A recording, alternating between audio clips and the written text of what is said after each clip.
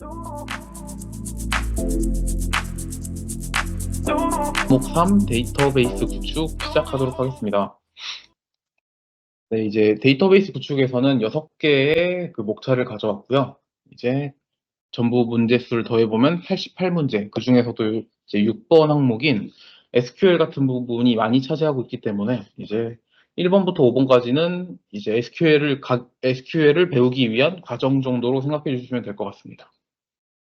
이제 첫 번째, 관계형 데이터베이스의 릴레이션입니다. 이제 정의로는 릴레이션은 데이터들을 표 형태로 표현한 것이라고 되어 있는데, 릴레이션이란 말과 테이블, 이 두 가지 말이 같은 말이라고 생각해 주시면 될 것 같아요.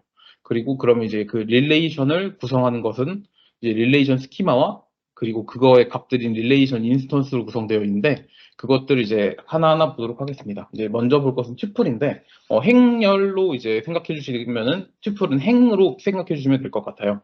이제 밑에 이 학생 릴레이션을 봐주시면은 이제 학번, 이름, 학년, 신장, 학과에 해당하는 이제 값들이 되어 있잖아요. 그럼 이제 1901 학번인 김혜수 학생이 하나의 튜플로 봐주시면 될 것 같습니다. 그리고 그 튜플의 수를 카디널리티 또는 기수라고 하는데, 이 학생 릴레이션 같은 경우에는 이제 튜플의 수가 4개이므로 카디널리티가 4라고 생각해 주시면 될 것 같습니다. 그리고 다음은 속성인데요. 속성 애트리뷰트는 이제 학번, 이름, 학년, 신장, 학과 이렇게 이 값들을 정의하는 대표적인 표현이라고 생각해 주시면 될 것 같아요. 데이터베이스를 구성하는 가장 작은 논리 단위로 이 속성의 수, 애트리뷰트의 수를 디그리 또는 차수라고 합니다. 그리고 이 다음은 도메인인데, 이 도메인은 이 하나의 그 속성에서 가질 수 있는 값이라고 생각해 주시면 될 것 같은데, 예를 들어서 여기에 학생 릴레이션의 학년 같은 경우에는 대학교라고 가정한다고 하면은 뭐 1학년, 2학년, 3학년, 4학년 이렇게 해갖고 숫자로 나올 수 있잖아요. 이제 기억 학년 이런 거 없으니까, 그럼 이제 1에서부터 4까지의 숫자를 이제 도메인으로 생각해 주시면 될 것 같습니다. 그리고 이 릴레이션 스키마를 구성하는 속성과 순서는 중요하지 않고, 순서가 중요하지 않다. 이 말을 좀 기억해 주시면 좋을 것 같아요. 네, 다음은 이제 관계형 데이터베이스의 문제에 대해서입니다. 방금 전에 강조드렸던 부분인데, 이제 하나의 릴레이션에서 튜플은 특정한 순서를 가진다고 했는데, 이제 그 데이터베이스 상에서 순서는 중요하지 않다. 그러니까 순서가 정해져 있지 않다라고 생각해 주시면 될 것 같고요. 그 다음 문제, 이제 릴레이션에 포함되어 있는 튜플의 수, 아까 말씀드렸던 것처럼 카디널리티, 그리고 튜플이 아닌 애트리뷰트, 속성의 수는 디그리다. 저 같은 경우에는 이제 행렬이라고 저희가 흔히들 말하잖아요, 테이블을. 그러면 이제 행렬이라는 순서대로 해서 그 알파벳 순서 C, D로 해서 카디널리티는 행, 디그리는 열, 이런 식으로 외웠었거든요. 네, 이런 식으로 외웠었으니까 참고해 주시면 좋을 것 같고요. 그리고 그 다음은 애트리뷰트에 대한 설명으로 틀린 것은 속성의 수를 카디널리티라고 했는데, 속성의 수는 디그리입니다. 네, 다음으로 관계형 데이터베이스 모델에 대한 설명으로 옳은 것은 이제 하나의 테이블 릴레이션을 주고서 그것에 해당하는 릴레이션의 개수, 애트리뷰트의 개수, 튜플의 개수를 구하는 문제였습니다. 그 릴레이션 같은 경우에는 하나의 테이블이라고 말씀드렸었잖아요. 테이블과 같은 개념으로 생각해 주시면 될 것 같다고. 그래서 이거 같은 경우에는 이름이 정해져 있지 않은 하나의 릴레이션과 고객 아이디, 고객 이름, 거주 도시로 이루어져 있는 3개의 속성, 애트리뷰트, 그리고 고객 아이디 S1부터 S5까지의 튜플 5개 이렇게 생각해 주시면 좋을 것 같습니다. 그리고 이제 53번 같은 경우에 좀 난이도가 있는 문제인데, 릴레이션 아래 차수가 4고 그럼 디그리가 4라는 말이고 카디널리티가 5, 그러면 속성이 4개고 튜플이 5개인 릴레이션 R이 있는 거고, 릴레이션 S 차수가 6이고 카디널리티가 7일 때 이 두 릴레이션을 카티션 프로덕트 한 결과라고 되어 있는데, 앞서 설명드린 것을 이제 들으셨다면은 그럼 차수랑 카디널리티가 뭔지를 아실 테니까 그 테이블을 그리실 수 있을 건데, 여기서 말하는 카티션 프로덕트는 좀 생소한 개념이실 것 같아요. 이 옆에 있는 일반 집합 연산자를 보시게 되면은 합집합, 교집합, 차집합, 이거는 저희가 일반 집합을 배울 때 좀 익숙한 개념이니까 같은 개념이라고 생각해 주시면 될 것 같은데, 교차곱은 이제 조금 어려운 개념, 그러니까 이제 생소한 개념으로 나오게 되어서 일단 이 공식을 알려드리게 되면은 차수끼리는 더하고, 그리고 이제 기수, 카디널리티끼리는 곱한다. 이렇게 생각해 주시면 될 것 같은데, 이거 관련해서는 이 다음 장, 2장에서 조금 더 이제 자세하게 설명드리도록 하겠습니다. 그 방금 전에 보셨던 카티션 프로덕트가 그걸 포함하는 범위가 관계대수입니다. 이 관계대수와 관련된 연산에 대해서 설명드릴 텐데요. 관계대수란 관계형 데이터베이스에서 원하는 정보와 그 정보를 검색하기 위해 어떻게 유도하는가를 기술하는 절차적 언어라고 합니다. 이렇게 말로만 하면 이제 이해가 안 되실 것 같은데, 이제 관계대수에는 크게 순수관계 연산자와 일반집합 연산자로 나누어져 있고, 순수관계 연산자는 셀렉트, 프로젝트, 조인, 디비전, 그리고 일반집합 연산자는 유니온, 인터섹션, 디프런스, 카티션, 프로덕트, 이렇게 각각 4개로 구성되어 있는데, 이거를 이제 줄 글로만 읽으시면 이해가 되지 않으실 것 같아가지고 여기서는 각각 그 연산자가 의미하는 기호 정도 확인해 주시면 될 것 같고, 다음에 좀 더 이제 그림을 통해 가지고 설명드리도록 하겠습니다. 앞서 말씀드렸던 그 합집합, 교집합, 차집합, 이거는 의미 그대로 합집합은 이제 두 가지 릴레이션을 공통 부분을 제거하고 만든 새로운 릴레이션을 만드는 연산, 교집합 같은 경우에는 공통된 부분을 찾는 연산, 그리고 차집합 같은 경우에는 그 릴레이션에서 공통된 부분을 뺀다. 기존에 알고 있는 집합과 같은 그거인데, 그 교차곱 같은 경우에는 생소하실 것 같아서 이제 그림을 통해 가지고 설명드리도록 하겠습니다.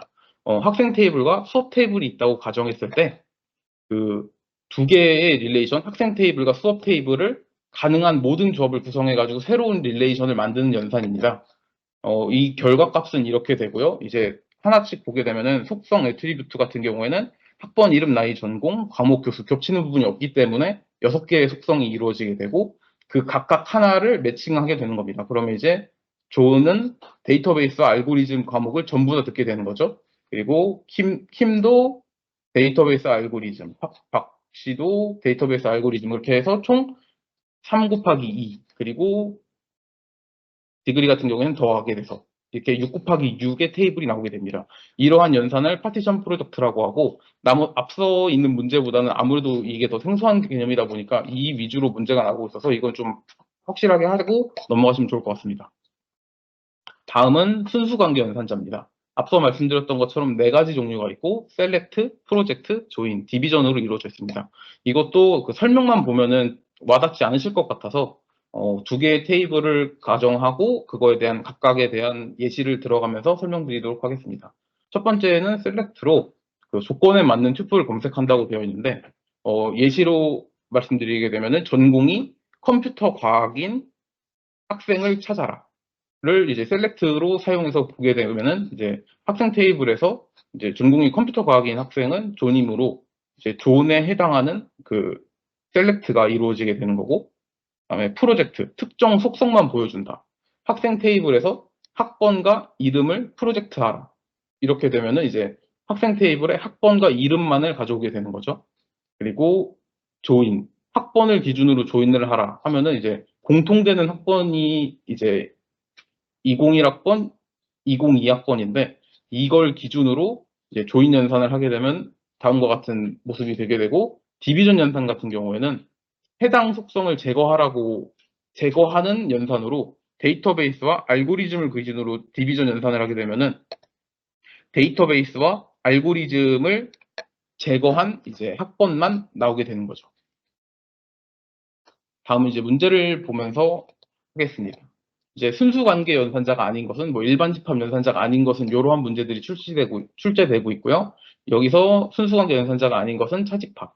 1번이 정답이었고, 다음은 이제 두 릴레이션에 대한 디비전 연산의 수행 결과인데, 디비전 연산은 아까 말씀드린 것처럼 그 뒤에 조건에 해당되는 것들을 다 제외한 나머지 값들만 구하게 되는 겁니다. 이제 R과 S에 대한 디비전이므로 S의 속성 D2, D3의 각각 1과 A인 경우, R에서 보게 되면은 1과 A인 경우가 이제 첫 번째 투플과 두 번째 투플로 보실 수 있을 것 같은데, 그럼 이제 첫 번째 투플과 두 번째 투플을 가져오고 이제 공통된 부분을 제거해서 A와 B만 남게 되어서 4번이 정답이 됩니다. 다음은 정교화입니다. 이 정교화 같은 경우에는 이제 우측 상단 보시면 아시겠지만 매년 출제되었고, 이게 2문제 이상씩 출제가 됐던 부분이기 때문에 이 부분은 꼭 아시고 넘어가면 좋을 것 같습니다. 정교화란 함수적 종속성 이론을 이용해서 잘못 설계된 관계형 스키마를 바람직한 형태로 만들어가는 과정으로 그 데이터 중복을 배제해서 이상의 발생을 방지하는 목적을 위해서 실행하게 됩니다. 이상이란 릴레이션 조작 시에 예기치 못하게 발생하는 현상을 말하고 총 3가지 정도로 삽입 이상, 삭제 이상, 갱신 이상이 있는데 이거에 대한 문제는 그렇게 많지 않기 때문에 그냥 이런 게 있다 정도로만 생각해 주시면 될 것 같고 이제 제일 중요한 문제에서 많이 나오는 부분이 총 이제 7개의 정규화 6개의 정규화 과정 중에서 그 각각 넘어갈 때 어떤 부분이 달라지는지 이거에 대한 문제들이 제일 많이 나왔었어요. 예를 들어서 비정규가 이제 정규화가 아예 이루어지지 않은 릴레이션을 첫 번째 제1 정규화로 만들기 위해선 도메인이 원작값인 부분을 제거해야 합니다. 근데 이것을 그냥 이렇게 외우시면 어렵기 때문에 저는 앞글자만 따서 도부이, 결다조 이렇게 6개만 외워서 이 순서에 따라 가지고 바뀐다. 이렇게 외웠었는데요.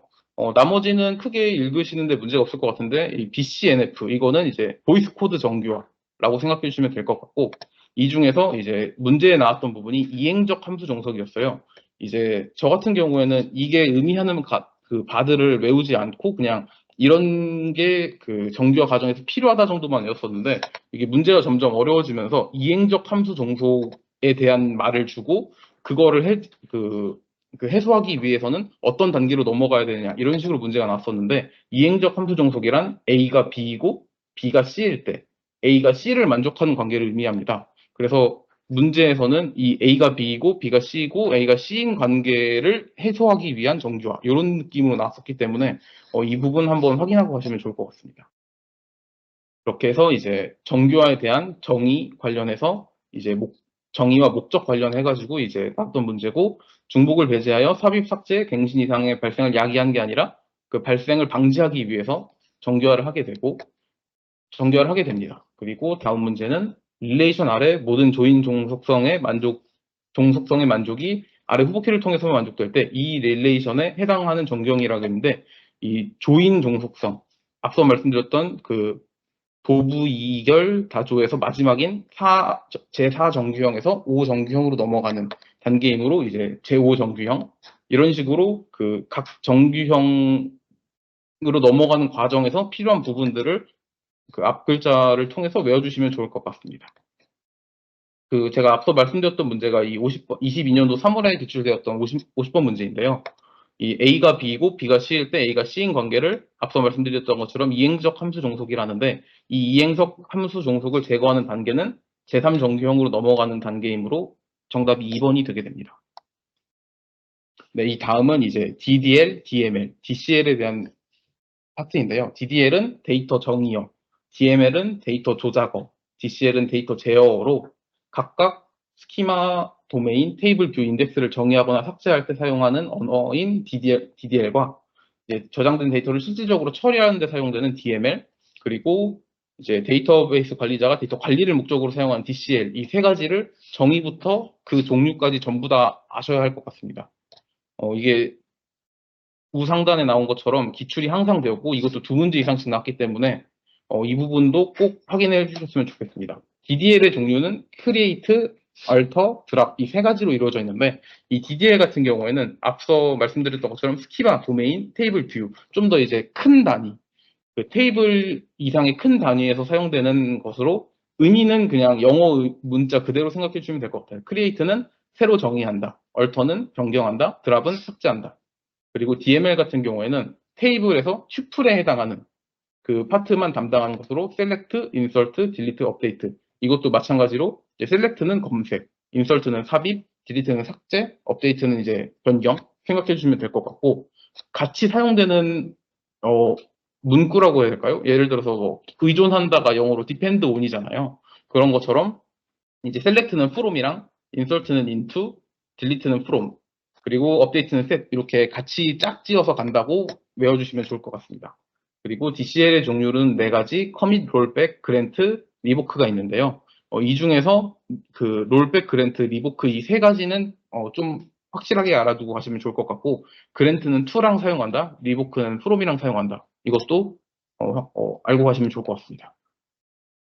다음은 이제 이 사장에 관련된 문제인데요. 이제 이 47번 문제 같은 경우에는 이제 리보크문이 어느 파트에 속해 있는지 DDL인지 DML인지 DCL인지를 찾게 하는 문제였고 정답은 3번 DCL이었고요.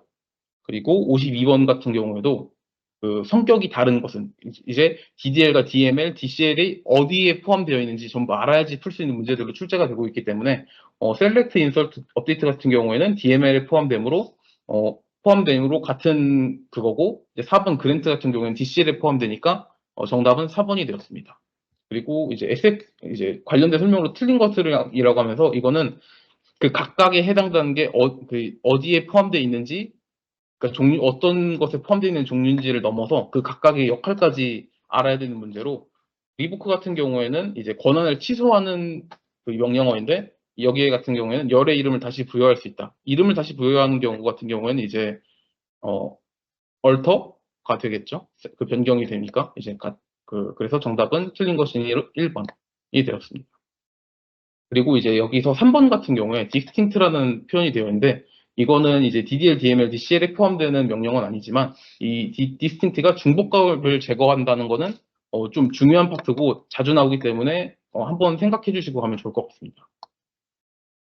그리고 이게 좀 헷갈리게 나오는 문제로 딜리트랑 드랍 관련 문제가 있는데, 이제 딜리트에 대한 명령으로 틀린 것이라고 하는데, 딜리트 같은 경우에는 DLML의 종류로 이제 튜플에 대한 그것을 수행하게 되는데, 튜플에 대한 삭제를 진행하게 되는데, 이제 드랍과 같은 형태로 사용할 수 있는지 아니면 드랍 대신 사용할 수 있는지 이렇게 묻는 문제들이 좀 있었어요.